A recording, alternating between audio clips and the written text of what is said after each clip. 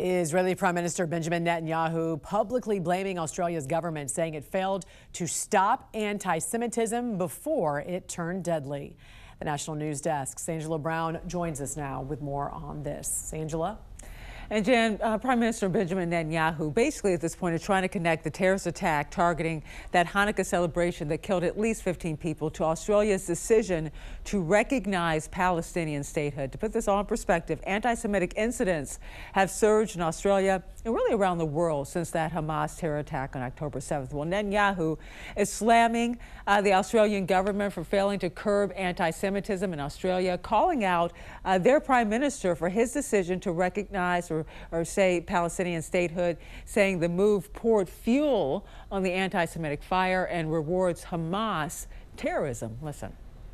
Your government did nothing to stop the spread of anti-Semitism in Australia. You did nothing to curb the cancer cells that were growing inside your country. You took no action. You let the disease spread. And the result is the horrific attacks on Jews.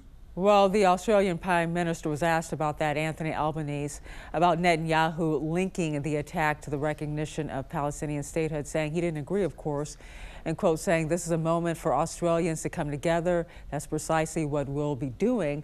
Right now, there's no verified intelligence that the Australian anti-Semitic terrorist attack was even motivated by Palestinian political causes or directed by Palestinian groups, but some American politicians are still backing Netanyahu. You have Democratic Senator John Fetterman siding with Republican Senator Lindsey Graham, slamming Democrats apparently who support Palestinian statehood, calling it an absolute betrayal for Israel and for Jews worldwide. But the American policy, of course, when it comes to the Middle East is very complicated. You have past administrations, both Republican and Democrats, who have supported that two-state solution. President Trump was asked about it after he signed that ceasefire, you may remember, and he said he has not commented on that.